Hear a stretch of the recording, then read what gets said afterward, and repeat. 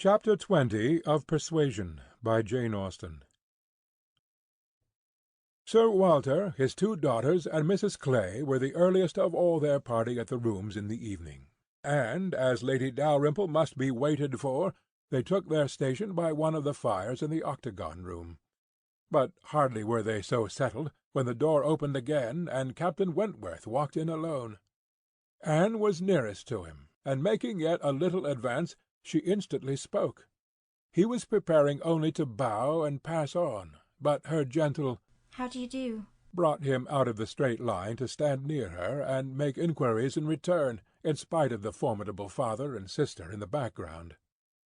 Their being in the background was a support to Anne. She knew nothing of their looks, and felt equal to everything which she believed right to be done. While they were speaking, a whispering between her father and Elizabeth caught her ear. She could not distinguish, but she must guess the subject, and on Captain Wentworth's making a distant bow, she comprehended that her father had judged so well as to give him that simple acknowledgment of acquaintance, and she was just in time by a side glance to see a slight curtsey from Elizabeth herself. This, though late and reluctant and ungracious, was yet better than nothing, and her spirits improved. After talking, however, of the weather, and Bath, and the concert, their conversation began to flag, and so little was said at last that she was expecting him to go every moment, but he did not. He seemed in no hurry to leave her, and presently, with renewed spirit, with a little smile, a little glow, he said, "I have hardly seen you since our day at Lyme. I am afraid you must have suffered from the shock, and the more from its not overpowering you at the time." She assured him that she had not. "It was a frightful hour," said he.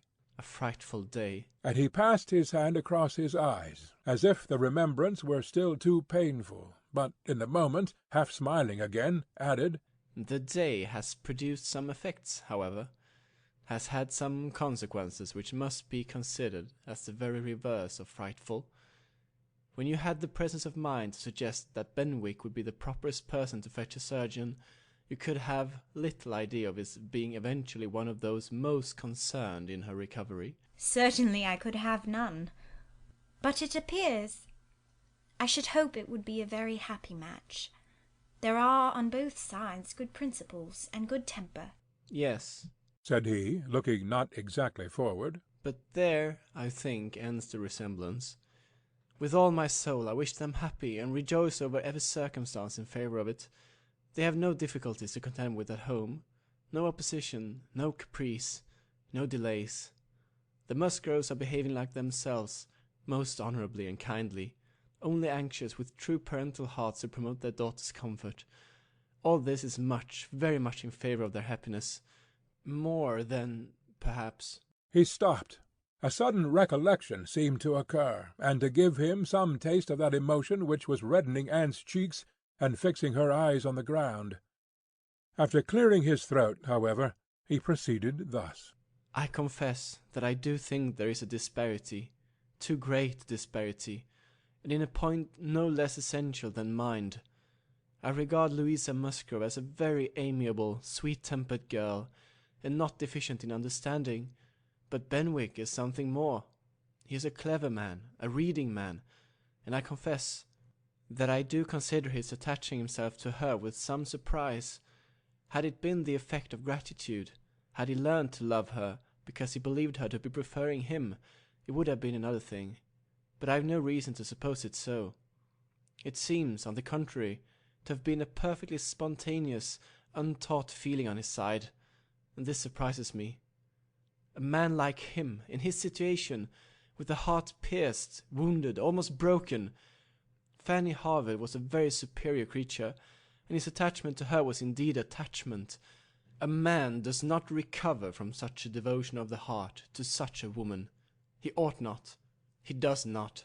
Either from the consciousness, however, that his friend had recovered, or from other consciousness, he went no farther, and Anne, who, in spite of the agitated voice in which the latter part had been uttered, and in spite of all the various noises of the room, the almost ceaseless slam of the door, and ceaseless buzz of persons walking through, had distinguished every word, and was struck, gratified, confused, and beginning to breathe very quick, and feel 100 things in a moment. It was impossible for her to enter on such a subject, and yet, after a pause, feeling the necessity of speaking, and having not the smallest wish for a total change, she only deviated so far as to say, "You were a good while at Lyme, I think." "About a fortnight. I could not leave it till Louisa's doing well was quite ascertained. I had been too deeply concerned in the mischief to be soon at peace. It had been my doing, solely mine. She would not have been obstinate if I had not been weak. The country round Lyme is very fine. I walked and rode a great deal, and the more I saw, the more I found to admire." "I should very much like to see Lyme again," said Anne. "Indeed, I should not have supposed that you could have found anything in Lyme to inspire such a feeling. The horror and distress you were involved in, the stretch of mind, and the wear of spirits. I should have thought your last impressions of Lyme must have been strong disgust." "The last hours were certainly very painful," replied Anne. "but when pain is over, the remembrance of it often becomes a pleasure. One does not love a place the less for having suffered in it, unless it has been all suffering, nothing but suffering, which was by no means the case at Lyme.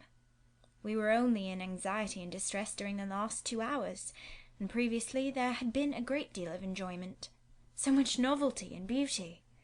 I have travelled so little that every fresh place would be interesting to me, but there is real beauty at Lyme, and in short," with a faint blush at some recollections, "altogether my impressions of the place are very agreeable." As she ceased, the entrance-door opened again, and the very party appeared for whom they were waiting. "Lady Dalrymple! Lady Dalrymple!" was the rejoicing sound, and with all the eagerness compatible with anxious elegance, Sir Walter and his 2 ladies stepped forward to meet her. Lady Dalrymple and Miss Carteret, escorted by Mr. Elliot and Colonel Wallis, who had happened to arrive nearly at the same instant, advanced into the room. The others joined them, and it was a group in which Anne found herself also necessarily included. She was divided from Captain Wentworth. Their interesting, almost too interesting conversation must be broken up for a time. But slight was the penance compared with the happiness which brought it on. She had learnt, in the last 10 minutes, more of his feelings towards Louisa, more of all his feelings, than she dared to think of, and she gave herself up to the demands of the party, to the needful civilities of the moment, with exquisite, though agitated sensations. She was in good humour with all. She had received ideas which disposed her to be courteous and kind to all, and to pity every one as being less happy than herself. The delightful emotions were a little subdued, when, on stepping back from the group, to be joined again by Captain Wentworth, she saw that he was gone. She was just in time to see him turn into the concert-room. He was gone. He had disappeared.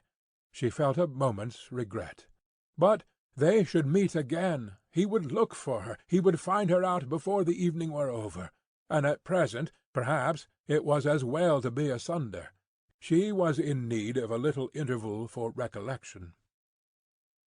Upon Lady Russell's appearance soon afterwards, the whole party was collected, and all that remained was to marshal themselves and proceed into the concert-room, and be of all the consequence in their power, draw as many eyes, excite as many whispers, and disturb as many people as they could. Very, very happy were both Elizabeth and Anne Elliot as they walked in.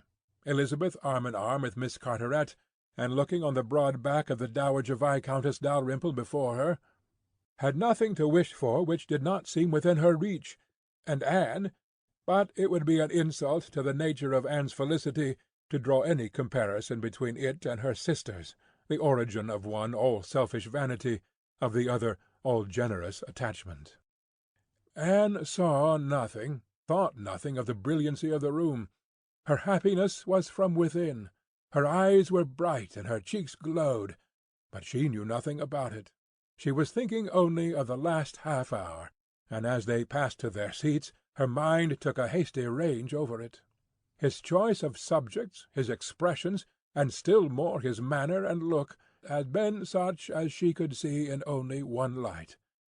His opinion of Louisa Musgrove's inferiority, an opinion which he had seemed solicitous to give, his wonder at Captain Benwick, his feelings as to a first strong attachment, sentences begun which he could not finish, his half-averted eyes and more than half-expressive glance, all declared that he had a heart returning to her at least, that anger, resentment, avoidance were no more, and that they were succeeded, not merely by friendship and regard, but by the tenderness of the past. Yes, some share of the tenderness of the past. She could not contemplate the change as implying less. He must love her. These were thoughts, with their attendant visions, which occupied and flurried her too much to leave her any power of observation, and she passed along the room without having a glimpse of him, without even trying to discern him. When their places were determined on, and they were all properly arranged, she looked round to see if she should happen to be in the same part of the room, but he was not. Her eye could not reach him, and the concert being just opening, she must consent for a time to be happy in a humbler way. The party was divided and disposed of on two contiguous benches. Anne was among those on the foremost, and Mr. Elliot had manoeuvred so well, with the assistance of his friend Colonel Wallis, as to have a seat by her. Miss Elliot, surrounded by her cousins, and the principal object of Colonel Wallis's gallantry, was quite contented. Anne's mind was in a most favourable state for the entertainment of the evening. It was just occupation enough. She had feelings for the tender, spirits for the gay, attention for the scientific, and patience for the wearisome, and had never liked a concert better, at least during the first act. Towards the close of it, in the interval succeeding an Italian song, she explained the words of the song to Mr. Elliot. They had a concert bill between them. "This," said she, "is nearly the sense, or rather the meaning of the words, for certainly the sense of an Italian love song must not be talked of, but it is as nearly the meaning as I can give, for I do not pretend to understand the language. I am a very poor Italian scholar." Yes, I see you are. I see you know nothing of the matter. You have only knowledge enough of the language to translate at sight these inverted, transposed, curtailed Italian lines into clear, comprehensible, elegant English. You need not say anything more of your ignorance. Here is complete proof. "I will not oppose such politeness, but I should be sorry to be examined by a real proficient." I have not had the pleasure of visiting in Camden Place so long, replied he, without knowing something of Miss Anne Elliot, and I do regard her as one who is too modest for the world in general to be aware of half her accomplishments, and too highly accomplished for modesty to be natural in any other woman. For shame! For shame! This is too much flattery. I forget what we are to have next." turning to the bill. Perhaps, said Mr. Elliot, speaking low, I have had a longer acquaintance with your character than you are aware of. "Indeed? How so? You can have been acquainted with it only since I came to Bath, excepting as you might hear me previously spoken of in my own family." I knew you by report long before you came to Bath. I had heard you described by those who knew you intimately. I have been acquainted with you by character many years. Your person, your disposition, accomplishments, manner, they were all present to me. Mr. Elliot was not disappointed in the interest he hoped to raise. No one can withstand the charm of such a mystery. To have been described long ago to a recent acquaintance by nameless people is irresistible, and Anne was all curiosity. She wondered and questioned him eagerly, but in vain. He delighted in being asked, but he would not tell. No, sometime or other perhaps, but not now. He would mention no names now, but such, he could assure her, had been the fact. He had many years ago received such a description of Miss Elliot as had inspired him with the highest idea of her merit, and excited the warmest curiosity to know her. Anne can think of no one so likely to have spoken with partiality of her many years ago as the Mr. Wentworth of Monkford, Captain Wentworth's brother. He might have been in Mr. Elliot's company, but she had not courage to ask the question. The name of Anne Elliot, said he, has long had an interesting sound to me. Very long has it possessed a charm over my fancy, and, if I dared, I would breathe my wishes that the name might never change. Such, she believed, were his words, but scarcely had she received their sound that her attention was caught by other sounds immediately behind her, which rendered everything else trivial. Her father and Lady Dalrymple were speaking. "A well-looking man," said Sir Walter. "a very well-looking man." A very fine young man indeed. said Lady Dalrymple. More air than one often sees in Bath. Irish, I dare say. "No, I just know his name. A bowing acquaintance. Wentworth. Captain Wentworth of the Navy. His sister married my tenant in Somersetshire, the Croft, who rents Kellynch." Before Sir Walter had reached this point, Anne's eyes had caught the right direction, and distinguished Captain Wentworth standing among a cluster of men at a little distance. As her eyes fell on him, he seemed to be withdrawn from her. It had that appearance. It seemed as if she had been one moment too late, and as long as she dared observe, he did not look again. But the performance was recommencing, and she was forced to seem to restore her attention to the orchestra, and look straight ahead. When she could give another glance, he had moved away. He could not have come nearer to her if he would, she was so surrounded and shut in, but she would rather have caught his eye. Mr. Elliot's speech, too, distressed her. She had no longer any inclination to talk to him. She wished him not so near her. The first act was over. Now she hoped for some beneficial change, and after a period of nothing saying amongst the party, some of them did decide on going in quest of tea. Anne was one of the few who did not choose to move. She remained in her seat, and so did Lady Russell, but she had the pleasure of getting rid of Mr. Elliot, and she did not mean, whatever she might feel on Lady Russell's account, to shrink from conversation from Captain Wentworth if he gave her the opportunity. She was persuaded by Lady Russell's countenance that she had seen him. He did not come, however. Anne sometimes fancied she discerned him at a distance, but he never came. The anxious interval wore away unproductively.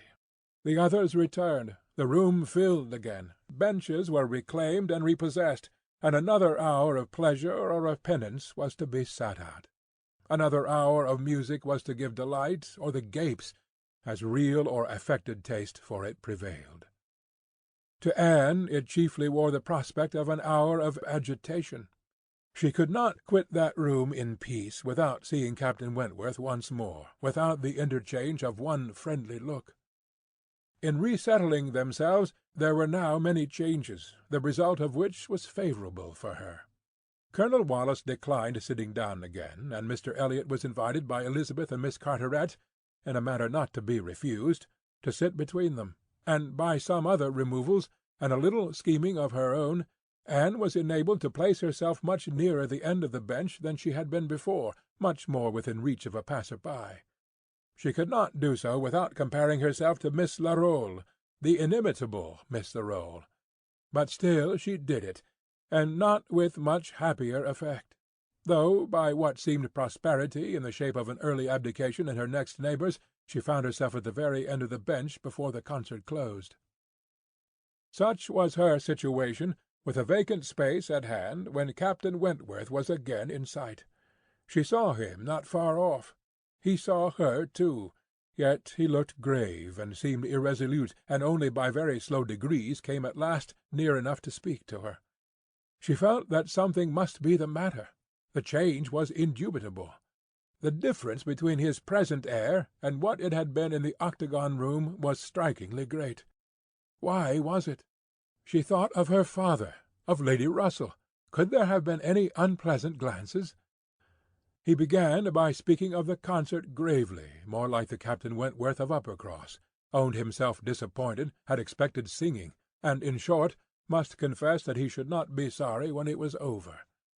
Anne replied, and spoke in defence of the performance so well, and yet in allowance for his feelings so pleasantly, that his countenance improved, and he replied again with almost a smile. They talked for a few minutes more. The improvement held. He even looked down towards the bench, as if he saw a place on it well worth occupying, when at that moment a touch on her shoulder obliged Anne to turn round. It came from Mr. Elliot. He begged her pardon, but she must be applied to explain Italian again. Miss Carteret was very anxious to have a general idea of what was next to be sung. Anne could not refuse, but never had she sacrificed to politeness with a more suffering spirit. A few minutes, though as few as possible, were inevitably consumed, and when her own mistress again, when able to turn and look as she had done before, she found herself accosted by Captain Wentworth in a reserved yet hurried sort of farewell. He must wish her good night. He was going. He should get home as fast as he could. "Is not this song worth staying for?" said Anne, suddenly struck by an idea which made her yet more anxious to be encouraging. No, He replied impressively, there is nothing worth my staying for. and he was gone directly. Jealousy of Mr. Elliot! It was the only intelligible motive. Captain Wentworth jealous of her affection! Could she have believed it a week ago, 3 hours ago? For a moment the gratification was exquisite. But, alas, there were very different thoughts to succeed. How was such jealousy to be quieted? How was the truth to reach him?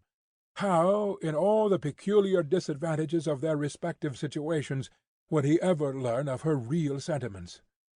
It was misery to think of Mr. Elliot's attentions. Their evil was incalculable. End of Chapter 20 of Persuasion, by Jane Austen.